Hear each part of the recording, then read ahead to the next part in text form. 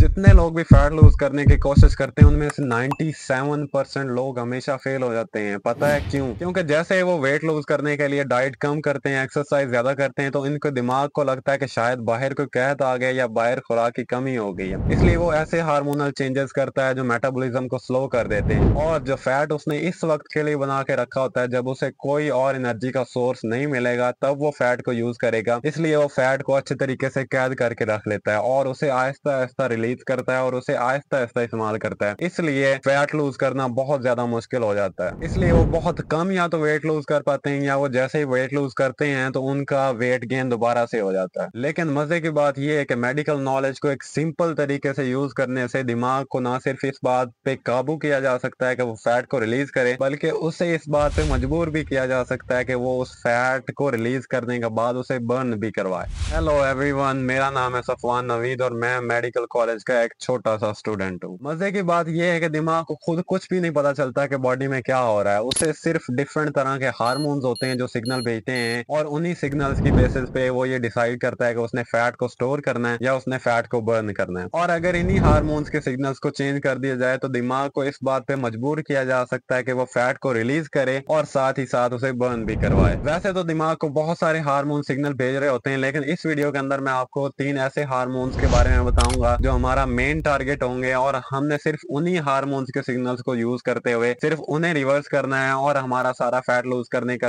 तरीका बदल जाए। सबसे पहले ये समझते हैं कि हमारी बॉडी फैट बनाती क्यों है, और इसी के अंदर हमारा आ जाएगा पहला टारगेट हार्मोन। जब भी हमें भूख लगती है तो हम लोग खाना खाते हैं। हमारी बॉडी उस खाने को कन्वर्ट कर देती है ग्लूकोज के अंदर, और उस ग्लूकोज को एक प्रोसेस होता है जिसे हम लोग नाम देते हैं ग्लाइकोलाइसिस का। उसके थ्रू ग्लूकोज से एनर्जी निकाली जाती है जो जिस्म को चाहिए होती है। लेकिन जो ग्लूकोज हमारी बॉडी की जरूरत से ज्यादा होता है, बॉडी क्या करती है, उसे ऐसे वक्त के लिए स्टोर कर लेती है जब उसके लिए कोई और सोर्स ऑफ एनर्जी नहीं होगा। तो वो सोचती है कि इसे ग्लूकोज को कन्वर्ट कर लेना चाहिए फैट के अंदर, और इसे मुश्किल वक्त के अंदर इस्तेमाल करेंगे। इसका मतलब है जो ग्लूकोज हमारे बॉडी की जरूरत से एक्स्ट्रा होता है उसे बॉडी फैट के अंदर कन्वर्ट करती होती है। और मजे की बात यह है कि इस फैट को बॉडी स्टोर करती है एक फैट स्टोर हाउस के अंदर, और उसके ऊपर एक बहुत ही सख्त गार्ड को मुकर्रर कर देती है जिसका नाम है इंसुलिन। ये है हमारा पहला टारगेट। इंसुलिन पता है दो काम करता है। जैसे ही हमारी बॉडी के अंदर खुराक आती है ना, तो ये दिमाग को सिग्नल भेजता है कि फटाफट से इसे फैट के अंदर कन्वर्ट कर लो क्योंकि एनर्जी और आ रही है। एक फैट के अंदर इसने कन्वर्ट करवा दिया। दूसरा, इस फैट स्टोर हाउस के अंदर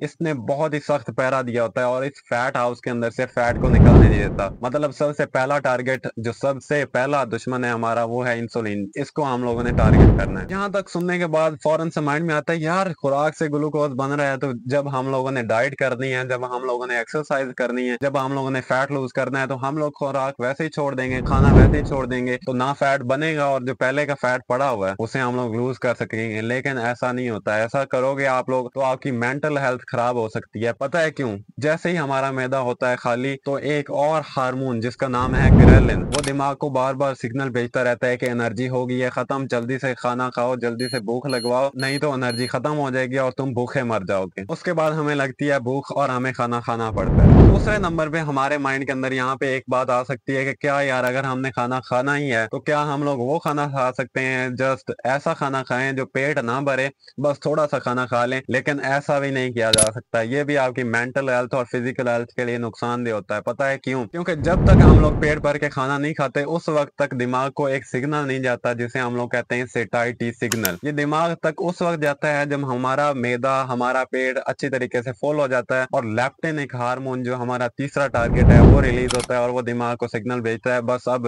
रिलैक्स हो जाओ, अब एनर्जी आ गई है। मतलब हमें भूख भी लगेगी, हमें खाना खाना भी पड़ेगा। कब तक खाना पड़ेगा? जब तक हमारा पेट नहीं भर जाता, जब तक लेप्टिन रिलीज नहीं होता और वो दिमाग को ये सिग्नल नहीं दे देता कि अब पेट भर चुका है, अब रिलैक्स हो जाओ। जब तक पेट नहीं भरेगा, जब तक लेप्टिन रिलीज नहीं होगा, तब तक वो दिमाग को रिलैक्स नहीं होने देगा और तब तक वो फैट को अपनी कैद से नहीं निकालेगा। इतनी अजीबो गरीब बात है ना कि हमें फैट लूज भी करना है, फिर हमें भूख भी लगती है, ग्रेलिन की वजह से हमें खाना खाना पड़ता है। और कब तक खाना पड़ता है? जब तक हमारा पेट भर नहीं जाता लेप्टिन की वजह से। और जो खाना हम लोग खाते हैं वो ग्लूकोज के अंदर कन्वर्ट होता है और ग्लूकोज से आगे फैट भी बन जाता होता है इंसुलिन की वजह से, और हम लोग उसे निकाल भी नहीं सकते इंसुलिन की वजह से। मतलब ये सारे वाले मसले हैं और इन्हीं को हम लोगों ने टारगेट करना है, इन्हीं को हम लोगों ने यूज करना है और इसी को हम लोगों ने फैट लॉस के लिए इस्तेमाल कर सकते हैं। और यहीं से स्टार्ट होती है हमारी असल सिंपल कहानी, सिर्फ हम लोगों ने इन हार्मोन्स को रिवर्स करना है, इनके सिग्नल्स को रिवर्स करना है और हमारे लिए फैट लूज करना बहुत ही इजी हो जाएगा। तो मतलब हम लोग समझ चुके हैं, कोई भी ऐसी खुराक होगी ना, चाहे हम लोग एक्सरसाइज करते रहे हो, चाहे हम लोग डाइट करते रहे हो, लेकिन जो ग्रेलिन को ज्यादा रिलीज करवाएगी, लेप्टिन को कम रिलीज करवाएगी, इंसुलिन को ज्यादा रिलीज करवाएगी, इन सिंपल वर्ड्स जो हमें भूख ज्यादा लगवाएगी, जल्दी से हजम हो जाएगी और बहुत ज्यादा ग्लूकोज के अंदर कन्वर्ट हो जाएगी, वो हमारे फैट लॉस के अंदर कभी भी हेल्प नहीं कर सकती और उल्टा वो फैट बनवाती है। दोस्तों सबसे पहले बात कर लेते हैं सारी ऐसी खुराक के बारे में जो बहुत ज्यादा फैट बनवाती हैं, बहुत ज्यादा ग्लूकोज के अंदर कन्वर्ट हो जाती हैं और हमारे फैट लॉस के अंदर सबसे बड़ी दुश्मन है। इसको सबसे पहली चीज जो इसके अंदर आती है, जो हम लोग बहुत ज्यादा इस्तेमाल करते हैं, वो है व्हाइट फ्लोर, मतलब सफेद आटा, जिसे हम लोग मैदा भी कहते हैं। और ये बहुत सारी चीजों के अंदर होता है जो हम लोग रोजमर्रा इस्तेमाल कर रहे होते हैं, और ये होता है नान के अंदर, बिस्किट के अंदर, समोसों के अंदर, पकौड़ों के अंदर, बर्गर, पिज्जा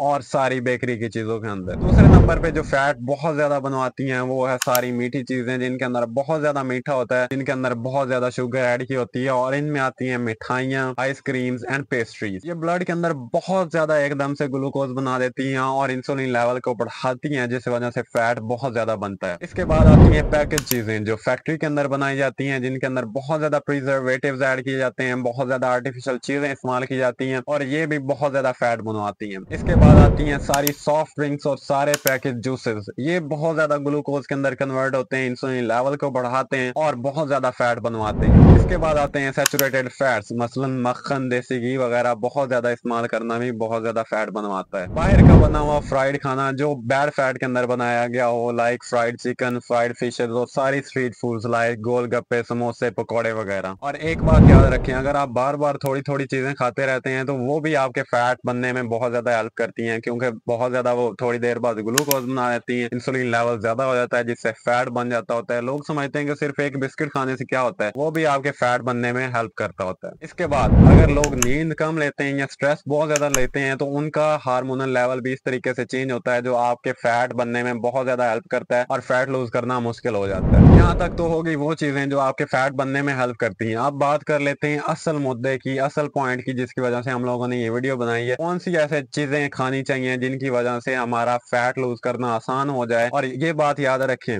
आपने बहुत ज्यादा एक्सरसाइज करनी है, बहुत ज्यादा आप लोगों ने जिम करनी है, लेकिन डाइट का स्पेशल ख्याल रखना है, क्योंकि डाइट बहुत ज्यादा हेल्प करेगी आपके फैट लूज करने में भी और फैट गेन करने में। अब तो आप समझ ही चुके होंगे, हर वो चीज आपके फैट लूज करने में हेल्प करेगी जो ग्रेलिन को कम करेगी, लेप्टिन को ज्यादा करेगी और इंसुलिन को कम करेगी। सिंपल लफ्जों में, जो आपको भूख कम लगवाएगी, जल्दी से हजम नहीं होगी, बहुत ज्यादा ग्लूकोज के अंदर नहीं बदलेगी। जब ग्लूकोज नहीं बदलेगी तो इंसुलिन लेवल कम रहेगा और फैट भी नहीं बनेगा। फैट लूज करने के लिए जो सबसे ताकतवर हल है वो है प्रोटीन्स का। प्रोटीन्स जल्दी से हजम नहीं होती, बहुत ज्यादा देर तक पेट में रहती हैं, पेट भरा भरा रहता है और आपको पता है 30% ऑफ द प्रोटीन्स एनर्जी वो तो इनको डाइजेस्ट करने में ही लग जाती है और ये काफी देर तक इसके अंदर रहती हैं और ये मसल्स को जाया नहीं होने देती। सिर्फ आपका फैट लूज होता है, मसल्स आपके बिल्कुल वैसे ही मेंटेन रहते हैं। प्रोटीन किन चीजों के अंदर होती है? ये होती है अंडे, चिकन, मछली, दालें और दही में होती है। बहुत सारे लोगों को यहाँ तक देख के लगता है कि सिर्फ हमें प्रोटीन्स खानी चाहिए, हमें दूसरी चीजें, फैट्स, कार्बोहाइड्रेट्स वगैरह नहीं खाने चाहिए क्योंकि वो हमारा फैट बनाएंगे। ऐसी बात बिल्कुल नहीं है। अगर आप लोग ऐसा करते हैं तो आपकी फिजिकल और मेंटल हेल्थ दोनों खराब होंगे, क्योंकि यहाँ पे कंसेप्ट आता है बैलेंस डाइट का। अगर आपने एक हेल्दी फैट लूज करना है ना, तो आपको प्रोटीन के साथ साथ फैट्स भी खाने पड़ेंगे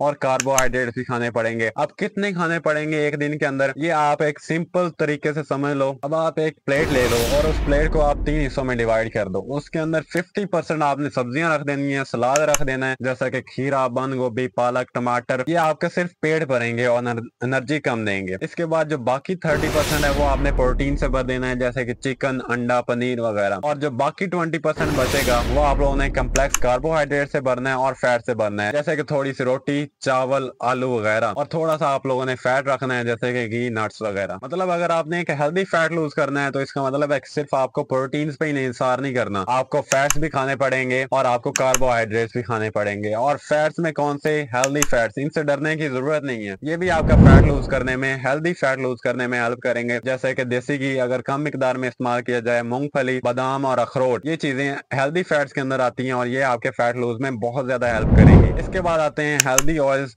जो कि आपके फैट लूज करने में हेल्प करेंगे। उनमें आता है सनफ्लावर ऑयल, सरसों का तेल और जैतून का तेल। प्रोटीन्स और फैट्स की बात तो होगी, अब हम लोग बात करते हैं कार्बोहाइड्रेट्स की, और वो वाले कार्बोहाइड्रेट्स जो जल्दी से हजम नहीं होंगे, पेट के अंदर ज्यादा देर तक रहेंगे और ज्यादा देर तक उनकी एनर्जी यूज होती रहेगी। इन्हें हम लोग नाम देते हैं स्लो कार्बोहाइड्रेट्स का। इनमें आता है दलिया, ब्राउन चावल, चना, लोबिया और शकरकंदी। इसके बाद आती हैं हरी सब्जियां और सारी फाइबर वाली चीजें लाइक पालक, करेला, बंद गोभी और खीरे। ये आपके एक हेल्दी फैट लॉस के अंदर बहुत ज्यादा हेल्प करती हैं। और जब आप लोग एक हेल्दी फैट लूज कर रहे हो तो ये जरूरी है कि आप ज्यादा से ज्यादा दिन में पानी पिए। दिन में 3 से 4 लीटर तो जरूर पिए, क्योंकि अक्सर औकात हम लोग प्यास को भूख समझ लेते हैं। और यहाँ तक आपको पता चल गया होगा कि जितना आप नेचर के करीब रहेंगे, जितना आप कुदरती चीजें खाएंगे और आर्टिफिशियल चीजों से परहेज करेंगे, आपकी सेहत भी उतनी ज्यादा ठीक रहेगी और फैट लूज करने का कभी कोई मसला नहीं आएगा। जब आप एक हेल्दी फैट लूज कर रहे हो तो ये जरूरी है कि आप अपने डाइजेस्टिव सिस्टम की सेहत का ख्याल रखें। इसके लिए आप यूज कर सकते हैं दही, क्योंकि दही के अंदर होते हैं प्रोबायोटिक्स जो आपकी गट की हेल्थ को मेंटेन रखते हैं। और एक बात याद रखें, अपनी भूख का हमेशा 80% खाएं, कभी पेट भर के ना खाएं, क्योंकि हमारे दिमाग तक ये सिग्नल पहुंचने के लिए 20 मिनट लग जाते हैं